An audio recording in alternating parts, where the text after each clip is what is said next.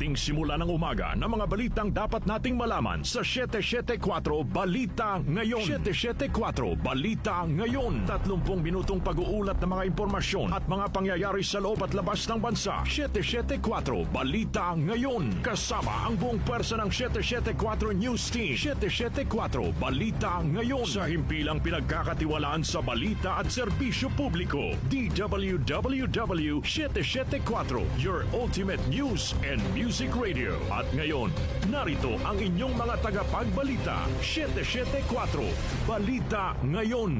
774 Balita Ngayon.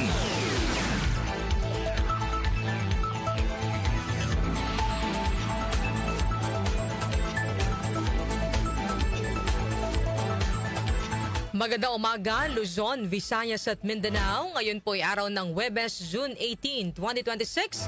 Narito na ang 774 Balita Ngayon. 774 Balita Ngayon. At sa ating pong headlines. Senator Sherwin Gatchalian, opisyal ng naihalal bilang Senate President sa isinagawang special session kahapon. Pagkakahalal sa bagong liderato ng Senado kahapon, wala umunong problema kay Senator Pia Cayetano. Senator Chis Escudero, planong ihalal bilang presiding officer ng Senate Impeachment Court ayon kay Senator Ping Lacson. Senado hindi under attack noong May 13 ayon sa DOJ. Mga tumulong kay Senator Ronald Bato de la Rosa para makatakas pananagutin ng DOJ. Immigration Lookout Bulletin Order inilabas ng DOJ laban sa 5 individual kasama sina dating Ateneo Blue Eagles head coach Tab Baldwin at team manager Epo Kimpo. PNP CIDG nanindigan na hindi aksidente ang pagkamatay ng Ateneo Blue Eagle players na sina Rene Baterbonia at Divine Adili. Metro News, 5 individual na nagbebenta ng mga expired na pagkain sa Quiapo, Maynila, arestado. Science sa Technology News, bakuna na idinisenyo ng AI na patunayang ligtas sa unang human trial. Sa Lifestyle News, isang commemorative stamp para sa ika-75 charter anniversary ng Cagayan de Oro inilabas ng PhilPost. Para naman sa ating music trivia, kaarawan ngayon na nagpasikat ng mga kantang Good Night Tonight at Bluebird at isa sa miyembro ng English iconic band na The Beatles. Sino siya? Alamin. Balitang kakaiba, isang ibon sinisisi sa mga naitalang damage sa mga sasakyan ng ilang residente sa Scotland. Oras po natin, 6:39 ng umaga. Kami po ang inyong tagapagbalita, Darlene Olanyo. At Rose May Miranda. Narito naman ang detalye ng mga balita. 774 Balita Ngayon. Opisyal nang naihalal bilang Senate President si Senator Sherwin Gatchalian sa ginanap na special session kahapon. Ito ay makaraang dumalo sa sesyon kahapon si Senator Joel Villanueva na naging dahilan upang mabuo ng bagong mayorya ang 13 kinakailangang boto. Senator Mig Zubiri ang nag-nominate kay Gatchalian bilang Senate President at wala namang tumutol sa nominasyon. Pinangunahan naman ng mga dating Senate President na sina Senator Tito Soto, Senator Mig Zubiri at Senator Chis Escudero ang panunumpa ni Gatchalian. Formal na ring nahalal at nanumpa bilang Senate President pro tempore si Senator Tito Soto.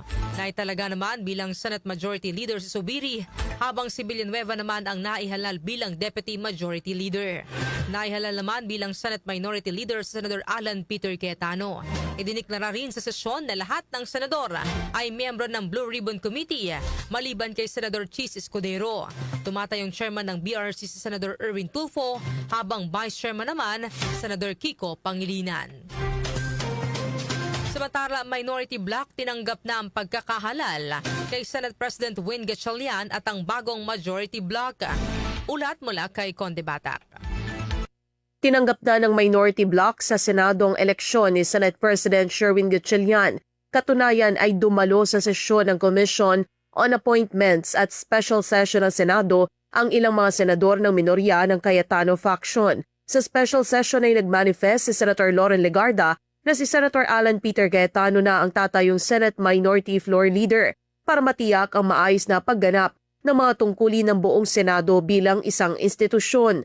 Binati rin ni Legarda si Gatchalian sa pagkakahalal sa kanya bilang Senate President at pinuri niya rin ito bilang masipag, dedicated, matalino at disiplinadong public servant. Yes, Mr. President, on behalf of the minority, may I manifest for the record that Senator Alan Peter S. Cayetano shall serve as the minority floor leader.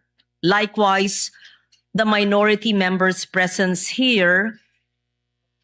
This is without prejudice to the final resolution of the case currently pending before the Supreme Court. And this manifestation is to ensure the orderly discharge of the functions of the whole Senate as an institution and the minority during the pendency of said case. Umaasa naman si Senator Christopher Bongo na sana tapos na ngayon ang gulo para patuloy na sila magtrabaho at magserbisyo at unahin ang interes ng mga Pilipino. Kasabay naman ni Legarda si Senator Pia Cayetano na dumalo na sesyon, subalit nang matanong ito kung sinusuportahan ng bagong liderato, pataray nitong sinagot ang media na common sense at may 13 na bilang na ang mayorya. Natanong naman si Senator Amy Marcos kung tapos na ang gulo at kung may pag-asa ba ito sa bagong liderato at ang naging tugon ng senadora ay hindi naman kami nanggugulo. Tapos na po. So, let's move on with the new leadership, with the new majority. This is democracy. Gano'n naman talaga. So, ako naman, kilala niyo po ako. Gusto ko lang po magtrabaho. Common sense, di ba? What's in the rules? What's in the Constitution? When you have 13, yun lang. So pag hindi sumunod sa rules, dun lang naman kami may problema. Pero pag sumunod sa Constitution at sa rules, no problem. That's just how it is. Ay, gusto lang namin magtrabaho. Ma'am, tapos na kaya yung gulo? Hopeful kayo, ma'am? Hindi naman kami lang gugulo eh. Samantala, nasa sesyon din si Senator Camille Villar habang si Senator Rodante Marcoleta ay dumalo naman ng pagdinig at sesyon ng Commission on Appointments.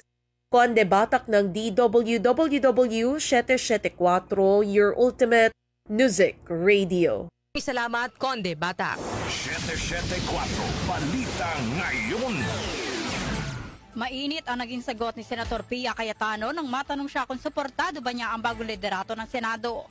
Ayon kay Senator Pia, common sense ang dapat pairalin dahil ngayon nakakuha na ng 13 boto ang mayorya na nakabase sa rules at sa konstitusyon ay wala ng problema para sa kanila ang pagkakahalal bilang Senate President ni Senator Sherwin Gatchalian. Matatandaang bago pa man formal na magsimula ang special session kahapon ay nag-concede na bilang Senate President ang kapatid ni Senator Pia na si Senator Alan Peter Cayetano. Samantala, ilang oras matapos mahalal na Senate President si Senator Sherwin ay dumating naman sa Senado para dumalo sa special session ang minority senators na sina Senator Pia, Senator Loren Legarda, Senator Amy Marcos at Senator Camille Villar. Bago ito, lumitaw sina Legarda, Senator Rodante Marcoleta at Senator Marcos sa pagdinig ng Commission of Appointments. 774 Balita Ngayon. Plano ng Senate Majority Bloc na ihalal si Senador Francis Escudero bilang presiding officer ng Senate Impeachment Court na lilitis sa kaso ni Vice President Sara Duterte. Ayon kay Senador Panfilo Lacson, ito ang kanilang napagkasundo ang isagawa kapag muli silang nag-convene bilang Senate Impeachment Court, ngunit maaari pa naman niya itong magbago. Inihayag ni Lacson na kabilang sa naging konsiderasyon na posibleng pagkakatalaga kay Escudero bilang presiding officer ay ang pagiging abogado nito at ang pagkakaroon nito ng karanasan sa impeachment trial. Sinabi ni Lacson na mismong si Senate President Sherwin Gatchalian ang nagmungkahi nito. As per our consensus as of this morning, we will elect Senator Chis Escudero if we convene again as the impeachment court to be the presiding officer. Why so, sir? Lawyer eh. Kasi para, at saka may experience na rin siya sa impeachment. So, yun. Sure na siya, sir, si Senator Chis. Yun ang consensus namin as of this morning. Pwede magbago. Senator, And si Senator Win mismo, Senate President Pinang nag-suggest din. No? Kami yun, nag-usap. Itinanggi naman ni Lacson na ang posibleng pagkakahalal kay Escudero bilang presiding officer ng impeachment court ay bilang kapalit ng paglipat nito sa majority bloc. Samantala, ni Tory magbubukas ng 100 stores sa Pilipinas. Detalye po ay hatid ni Chanel Salazar. Magbubukas ng hindi bababa sa 100 tindahan sa bansa ang Nitori, ang pinakamalaking home furnishing company ng Japan. Ito ang binahagi ni First Lady Liza Araneta Marcos matapos ang pagpupulong nila ni Akio Nitori na may-ari ng kumpanya. Ayon sa unang ginang lilikha ng trabaho para sa mga Pilipino ang planong pagpapalawak ng kumpanya sa bansa. Nagpasalamat din si First Lady Liza sa Nitori sa pagtitiwala at pamumuhunan nito sa Pilipinas. Binuksan ng Nitori ang una nitong outlet store sa bansa noong 2024 sa Mitsukoshi Mall sa Taguig. Ako si Chanel Salazar ng DWWW 774, your ultimate music radio. Maraming salamat, Chanel Salazar. 774 Balita Ngayon. Samantala, hindi under attack ang Senado noong gabi ng May 13, 2026, taliwas iginiit ni Noe Senate President Alan Peter Cayetano. Ito ang lumabas sa inisyal na investigasyon ng Panel of Prosecutor ng Department of Justice o DOJ sa nangyaring putukan sa loob ng Senado noong May 13. Ayon kay Justice Secretary Frederick Vida, lumabas sa investigasyon na hindi makatuwiran ang naging aksyon ng Senate Office of Sergeant at Arms o OSAA sa pangyayari.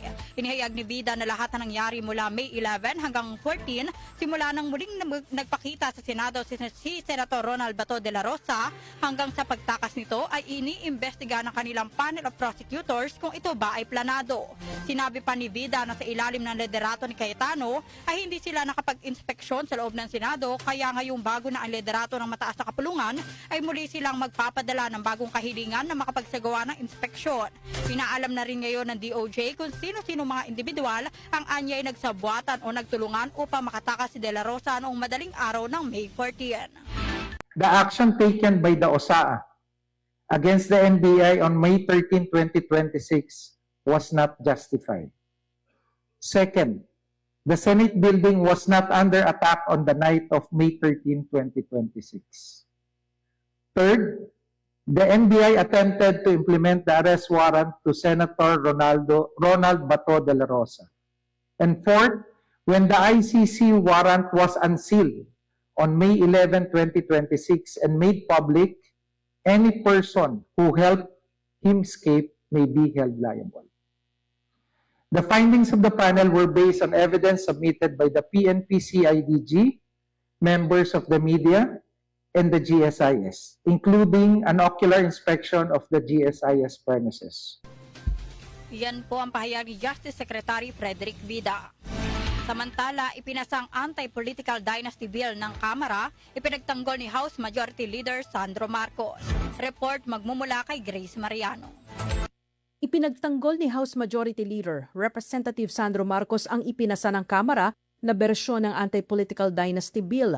Ginawa ito ni Marcos sa harap ng mga kritisismo na ang panukala ay mahina at pinoprotektahan pa ang mga political dynasty sa bansa sa halip na limitahan o pigilan. Paliwanag ni Marcos ang bersyon na pinagtibay ng Kamara ay hindi ang nais ng mga nagsusulong nito, kundi ang may pinakamaraming suportang nakuha mula sa mga mambabatas. Dagdag pa ni Marcos, hindi pa naman pinalang ipinasang panukala ng Kamara dahil ito ay dadaan pa sa Bicameral Conference Committee kung saan malabo itong i-adopt ng Senado.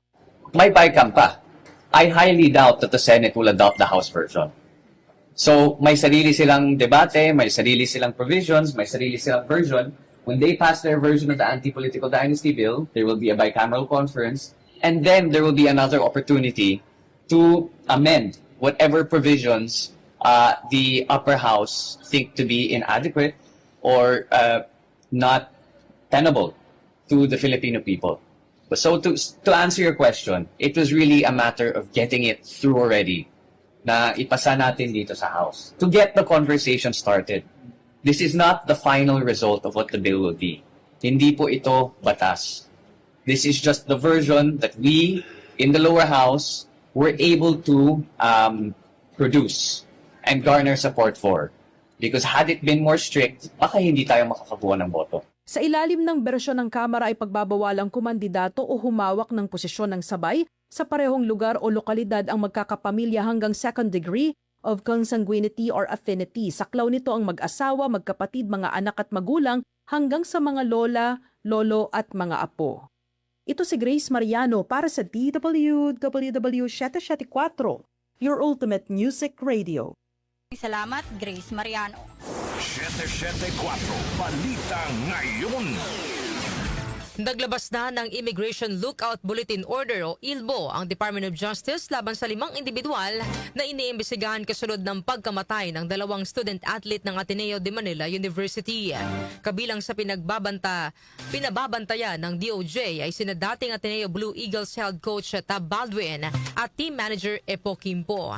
Ayon kay DOJ Secretary Frederick Vida, ito ay upang mabantayan ang posibleng paglabas sa bansa ng 5 individual sa gitna ng gumugulong na investigasyon kaugnay sa pagkamatay ni Rene Baterbonia at Divine Adilia.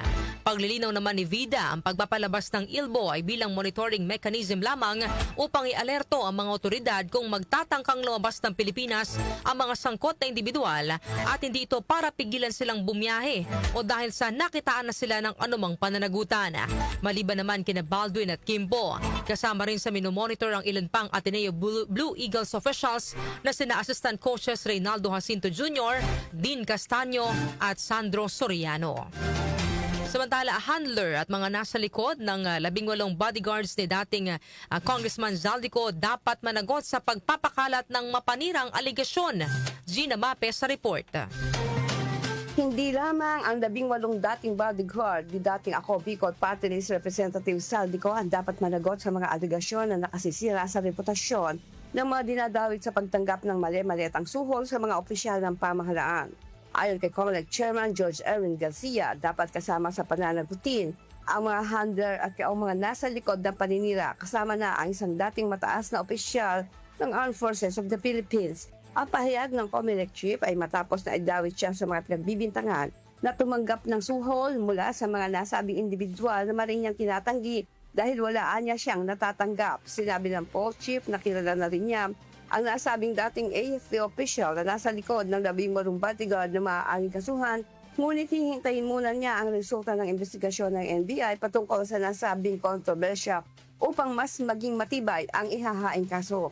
Una nang sinabi ng 18 bodyguard na 4 na maleta ang dinilider sa kanya hanggang sa laging isang bag na lamang at ang pabago-bagong aligasyon na ang malinaw na motibo ay makapanira ng reputasyon at integridad. Ngunit sa ngayon, anya, dahil sa press conference lamang inihayag ng 18 bodyguard ang kanilang aligasyon, ay hindi muna niya kakasuhan. Hihintayin muna niyang panumpaan ang kanilang salaysay o affidavit upang maging matibay ang batayan ng isasampang demanda.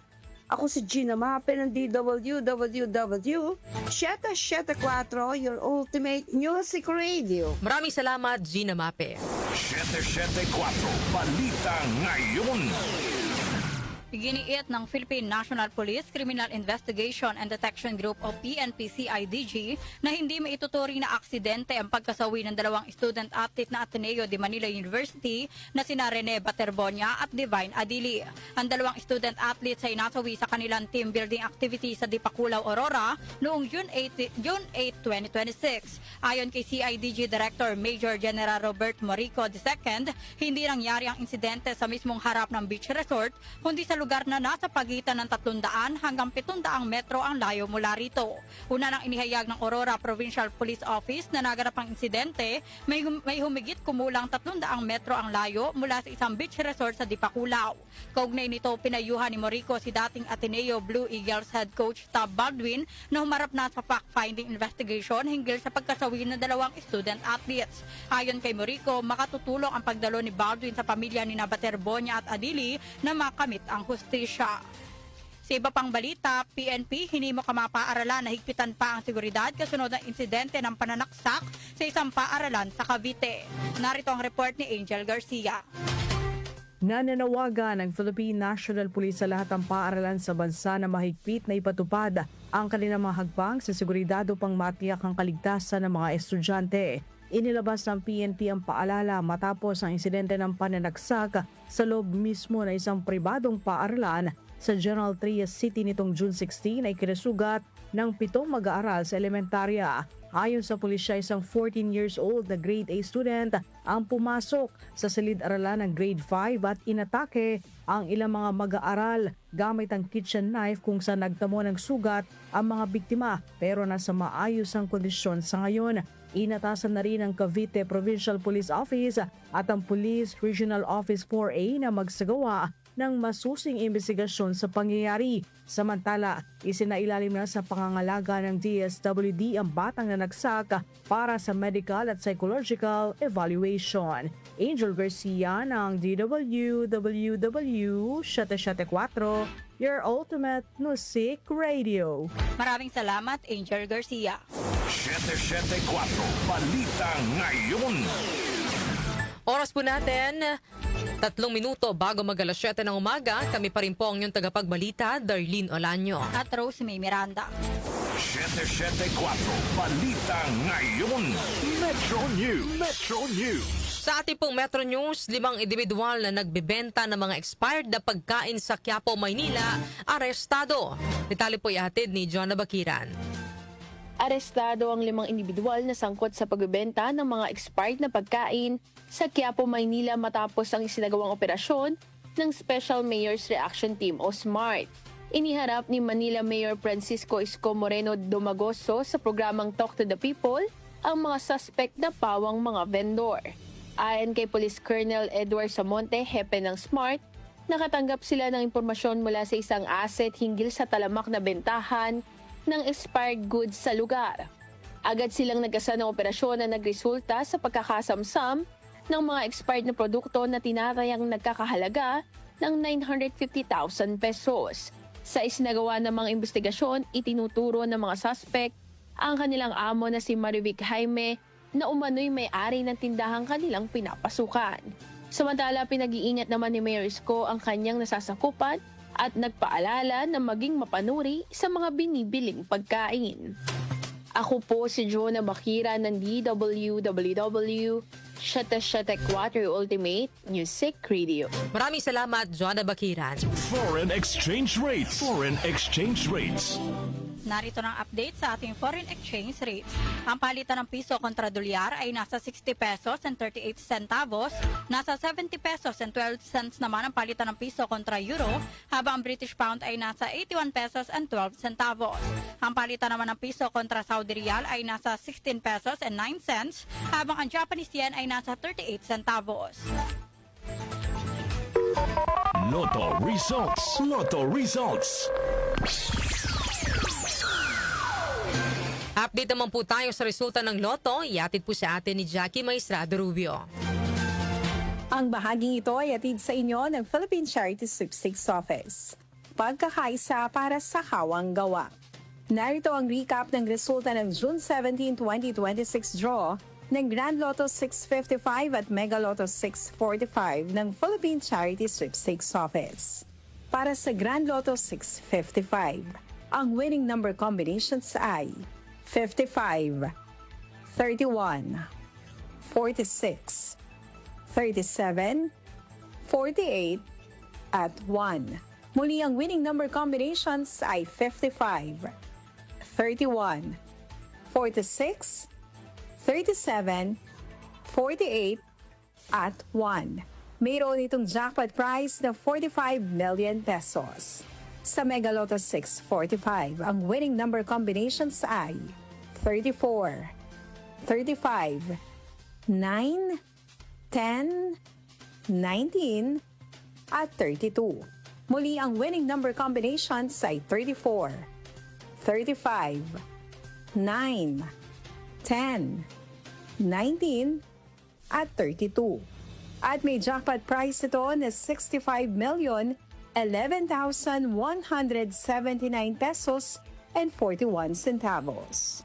Yan ang recap ng resulta ng June 17, 2026 draw ng Grand Lotto 655 at Mega Lotto 645 ng Philippine Charity Sweepstakes Office. Narito naman ang jackpot estimates para sa 9 p.m. Lotto game mamaya.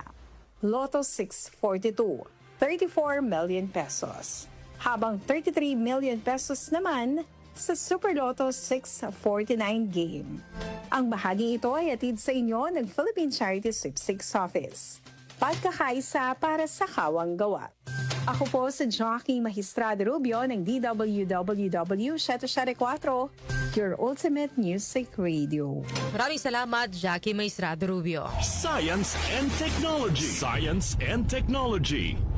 Para naman sa ating SciTech, isang mahalagang hakbang sa medisina ang naitala matapos patunayan ng mga mananaliksik mula sa University of Cambridge sa United Kingdom na ligtas gamitin sa tao ang kauna-unahang bakuna na idinisenyo gamit ang Artificial Intelligence o AI.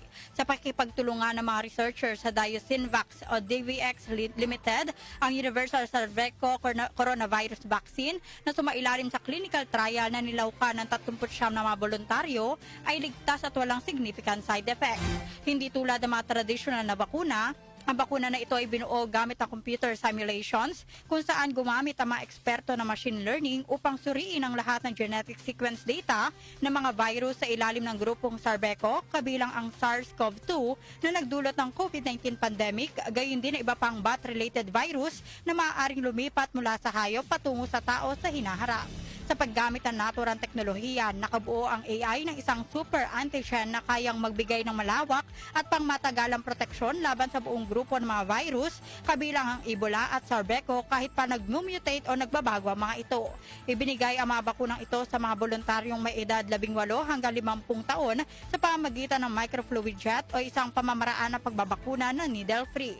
Bagamat maganda ang resulta ng paunang trial, binigyan diin ng mga mananaliksik na kinakailangan pa ng karagdagang pagsusuri bago ito payagang gamitin ng publiko. Sa Phase 2 trials, susuriin ng mga eksperto ang kakayahan ng bakuna na magdulot ng immune response sa mas malaki at mas magkakaibang populasyon.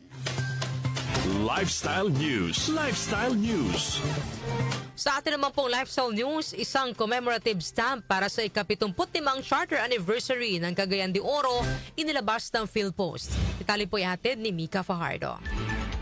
Inilabas ng Philippine Postal Corporation of PhilPost ang isang commemorative postage stamp bilang paggunita sa ika-75 charter anniversary ng Cagayan de Oro City.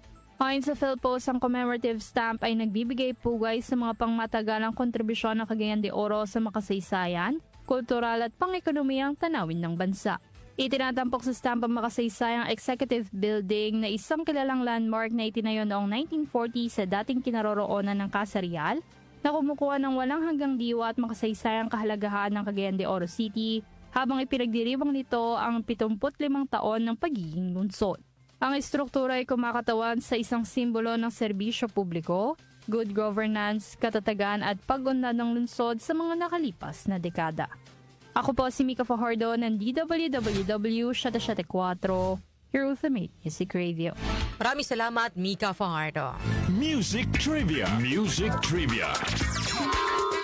Kaarawan ngayon na nagpasikat ng mga kantang Good Night Tonight at Bluebird at isa sa miyembro ng English iconic band na The Beatles. Sino siya? Alamin natin sa Music Trivia ni Kenica Costa.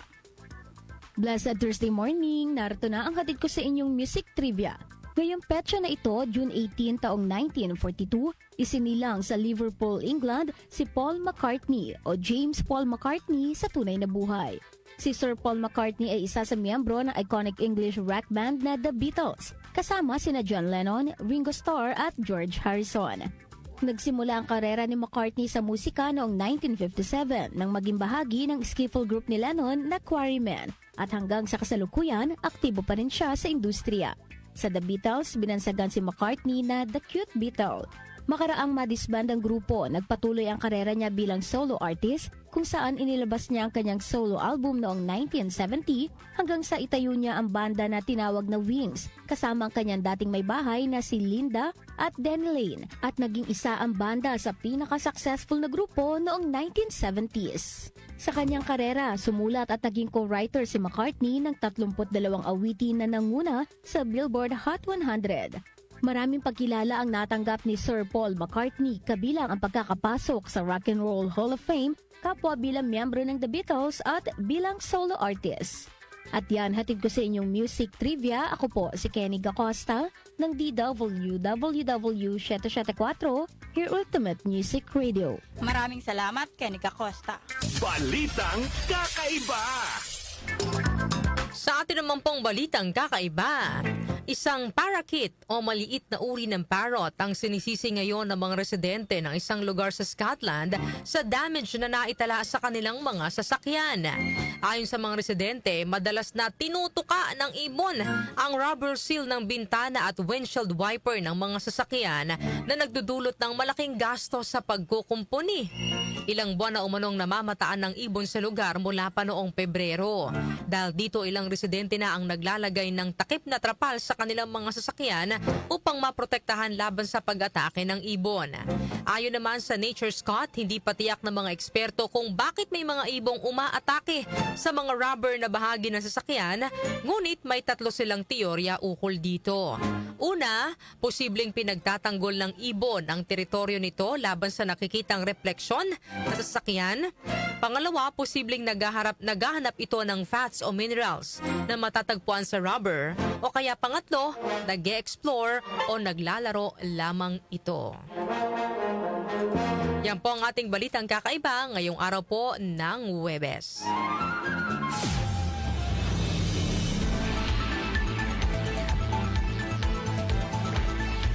Bago tayo magtapos sa ating balitaan, ito po muna ang ating katanungan ngayong araw po ng Huwebes. Dapat bang institutionalize o gawing batas ang Assistance for Individuals in Crisis Situations o AICS program ng gobyerno? Ulitin ko mga kanyusik, dapat bang institutionalize o gawing batas ang Assistance for Individuals in Crisis Situations o AICS program ng gobyerno? Para po sa inyo mga opinyon, ang ating text line 0929-321-8738 at maaari din po kayong mag-comment sa ating pong Facebook Live at sa ating YouTube channel.